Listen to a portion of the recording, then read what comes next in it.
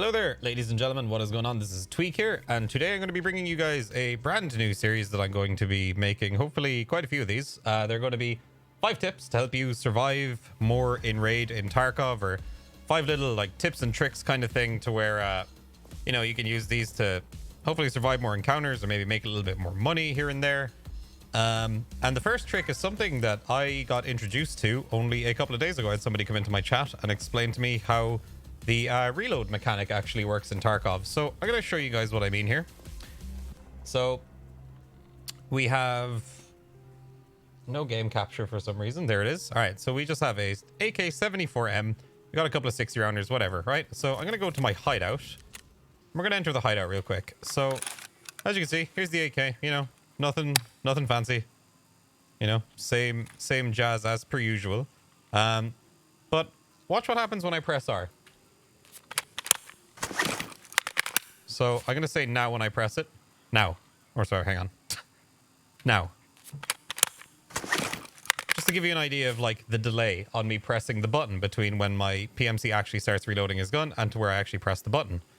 So when you double tap, it does it almost instantly. Now, the reason for this is if you have reload and quick reload bound to the same button, which it is by default, you've got to double tap R twice quickly to do a combat reload. The game actually waits for, I think, 400 milliseconds before, or just like after you press R, to make sure that you're not going to press it again, indicating that you want to do a combat reload. Now, what you can do is, and what I've been doing, or what I did do the other day, is, change that back to the left mouse button. If you go down to where it says reload, where is it? You can never find it when you're looking for it. Check chamber, check ammo, next mag, reload weapon. Here it is. So reload weapon is set by default to R, right? That's fine. And then quick reload weapon is set to R, but double click. So what you want to do is change this to press and then change this to control and R, or left control and R. There you go. So now what's going to happen is, and you can try this out for yourself, the second I press R, he instantly reloads the gun. Now, is this a super important thing that is always going to save your life a ton? Not really, but there have been instances where I sometimes wish that I had this set up before. You press Control R, instantly does a combat reload. You press R, your guy instantly starts reloading your mag, or swapping your mags, absolutely no delay. Might this save your life? Possibly. Does it feel a lot better when you don't have that delay? Yes, it does, because it kind of makes it feel like there's lag or something. It's like, oh, I pressed R. Why isn't he instantly reloading his gun or whatever? So yeah, there you go. There's the first little tip. And the next tip, I'm going to go hop into raid, and I'll show you guys the next thing that we're going to talk about. So I will be right back. All right, so here we are in an offline factory. And the next thing we're going to talk about is jiggle peeking corners, all right? Now, there is one thing I'm going to say at the start of this, okay? Let's say, for example, there's a guy down there through that door, okay? You know he's there. You come out, you peek this, you shoot at him or whatever, you miss, he starts returning fire, you back off, okay? Now, what a lot of people will instinctively do, and what I do all the time, is you will re-peek the exact same angle again.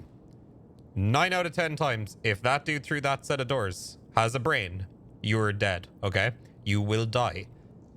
Almost every time you re-peek somebody like this who's holding an angle on you, you will die, okay? Now, there's a right way and a wrong way to do this, okay?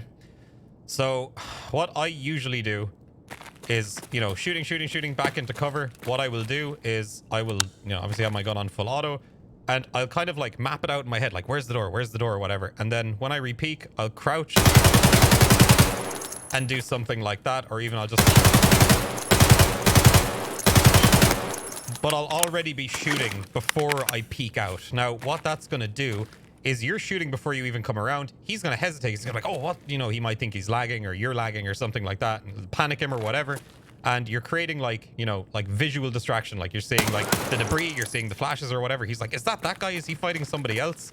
And then while he's freaking out, you're just there spraying into his general direction. Now, that's one way you can re-peek this situation, right? The second thing that you can do is like, you know, if you're at this angle here, like you got to think about like, what are my options here? If I have a grenade, can I throw one over there, bounce it off the wall, get it over near him and make him back off? But like, just because, you know, you're holding there and he's holding in there, doesn't mean you have to take the fight that way, right? You could always come over here. You know, you could creep over this way, make sure he doesn't see your feet, peek up, you know, shoot, peek up. And here, like, you can stand up here, or you can peek out here, you know, and all this kind of stuff, provided he can't see your feet. Another way you could do it is you could literally just be here fighting the guy, then run, just jump down here, provided you don't mess up the jump and he shoots you while you're doing it.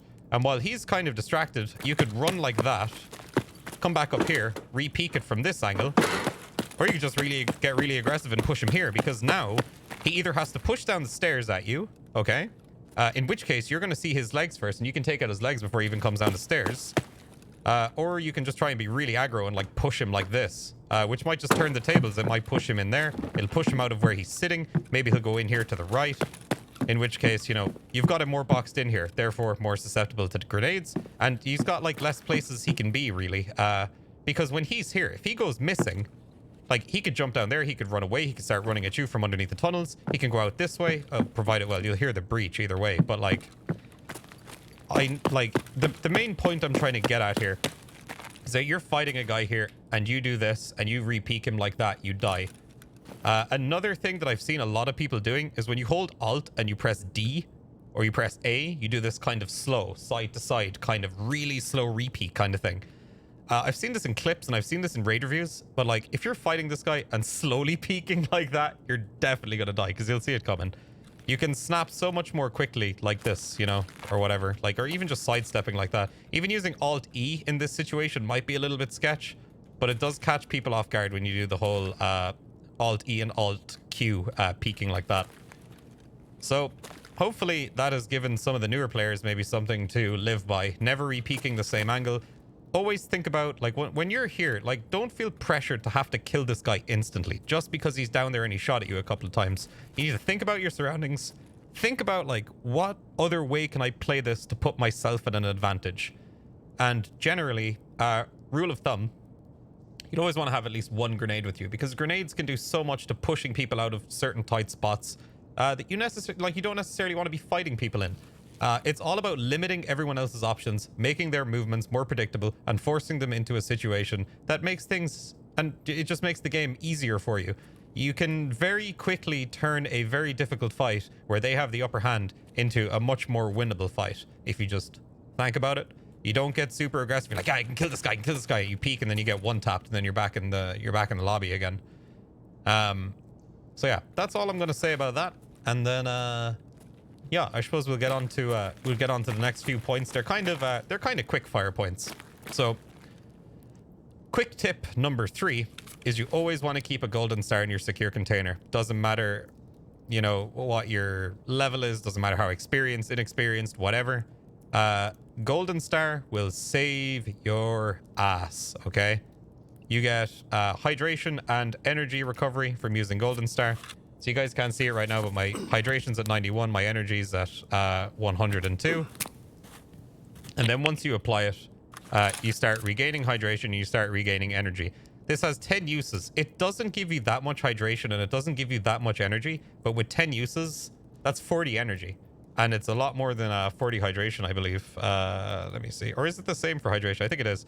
But the point that I'm getting at is, how many times have you guys been in a raid where you have run out of food, you've run out of water, whatever, you're dying to dehydration? If you just keep a golden star in your secure container, you'll never have to worry about that again, because even if you have to use the golden star 10 times, it will be enough to get you hopefully out of a raid, or at least tide you over until you find some food or water in your raid.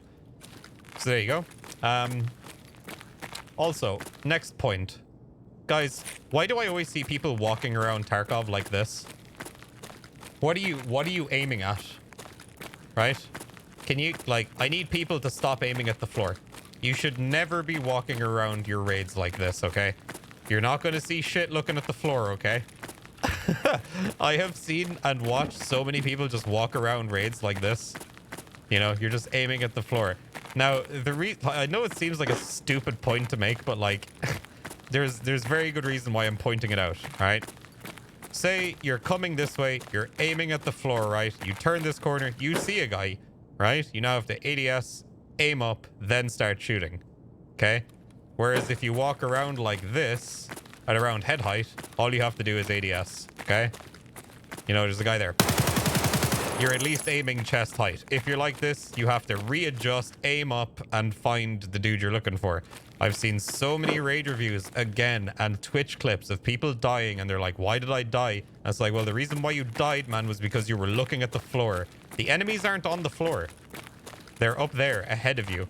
So if you walk around with your gun at, like, chest, you know, waist height, chest height, head height, whatever, and you run into a dude, all you gotta do is just ADS.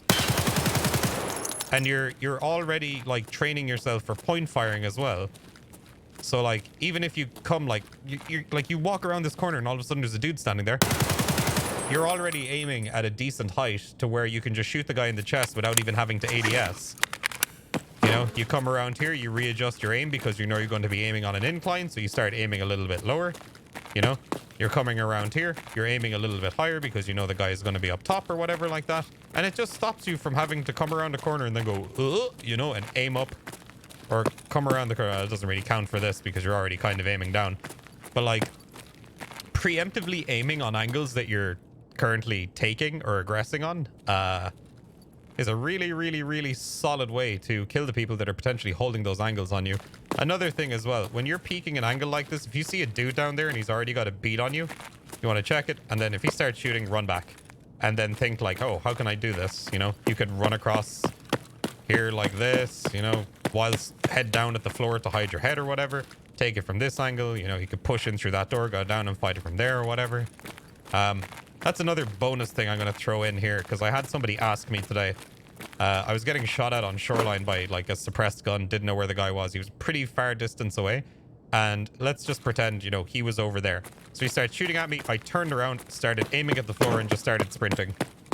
And like, somebody was like, why are you aiming at the floor? Like, what are you doing? It's like, when you're running away, the only place you're going to get one tapped in by a dude who's using an AR or something like that is if he clips the back of your helmet. So if you aim at the floor while you're running, your head is hidden. He can't hit you in the head. He can only shoot you in the legs and he can only shoot you in the chest. So aiming at the floor while you're sprinting away in some situations might end up saving your life. It's a pretty rare scenario that, you know, that might end up actually saving you. It might have saved my life today. Who knows? Maybe if I was standing up straight while I was running away, he would have been able to shoot me in the head. And one other thing as well, running away, don't run in a straight line. You know, throw in some left and right movement there while you're trying to get to where you're going.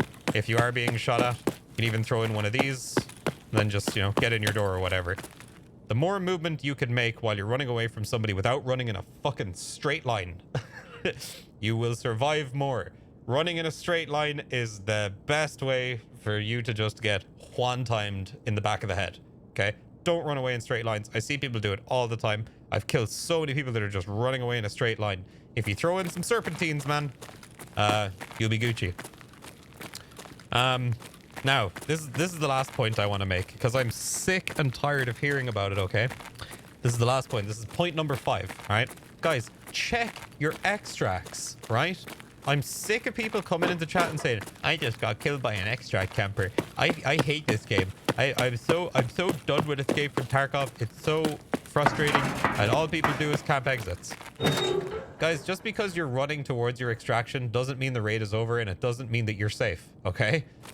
If you've been in a factory raid for 20 minutes, right? You haven't seen every single PMC be dead, or you have seen every single PMC be dead, and you just assume that there isn't a player scav sitting in the extract waiting for you. As soon as you walk up here, if this is your extract, you open this door. First thing you want to do, peek in like that, see if anybody's holding that blue container. Peek the left here, see if anybody's holding that side. Peek hard left, make sure nobody's sitting there. Peek this way, in case they're holding the right side of the container, waiting for you to walk in. Make sure all your angles are clear. If you want to be really certain about it, spray right here, peek into the extract, clear all of your angles, clear hard left, clear that corner there as well, because people like to camp close to like that pillar or whatever there too. The same thing goes for Shoreline. When you're leaving the raid, if you're at the tunnel extract, which is where people most commonly camp on Shoreline, at the tunnel extract up on that little hill to the right, when you're moving up on that, ADS on it. Use your scope. Check it out. See what's going on. I'm assuming if you're playing Shoreline, you probably have a scope on your gun. Or if you don't have a scope on your gun, loop through the town, come all the way up the hill behind the guy and make sure that there's nobody up there. Same thing goes for interchange. You should always have a scope with you on interchange, I feel like, because there's a lot of long range scenarios you can get into there. When you're moving out to specifically the Emercom extract, people always camp there. What I like to do is I'll go in through that break in the wall where all those trucks are, kind of on the left side. When you come, like, when you're going down the ramp, you turn left and there's like that little parking area, and you go through the you go through that door and you kind of walk along the wall, and if you follow the wall all the way around, you eventually get to the Emercom extract. Go through that way, clear out the entire thing, watch along the big blue wall. I've found so many extract campers just sitting against that blue wall. And the thing is, like, they skyline like hell on it. You can, like, really very clearly see them, and it's easy kills. I have only been killed by an extract camper on interchange like maybe once or twice this patch. I'm generally pretty careful when I'm going over there. I've never once been killed by an extract camper on shoreline because I know where they're going to be sitting. So yeah, that would be my 5 pieces of advice. But yeah, guys, I guess one of the main points I just want to make. Just because you're running to your extract and you think the raid is over does not mean that you are safe, okay? That is something you need to remember. I said that a few times over the last few days, and a lot of people go, oh, that's a really good way to think about it. Like, I never thought about it like that. It's like, yeah, you think your extracts are safe? These days, they don't seem to be. There seems to be a lot of people extract camping in Tarkov these days. And it sucks because it's such a shit way to play the game. And if you're an extract camper, you've got a tiny dick, okay? And that's all I'm going to say. So lads, hopefully you guys enjoyed the video. If you did, make sure to leave a like. Perhaps hit the old subscription button, would appreciate it. Hit the little bell thing as well if you want. And if you guys want to come see some of this content live, make sure to go over to the stream, which is at twitch.tv/TweaK. I'm live pretty much every day from 6 p.m. UK time, or between 6 and 8 p.m. UK time. Schedule has been a bit weird recently. And if you want to stay up to date with stuff that I'm doing and what's going on with the stream schedule and stuff like that, make sure you follow the Twitter. So lads, hopefully you all enjoyed the video.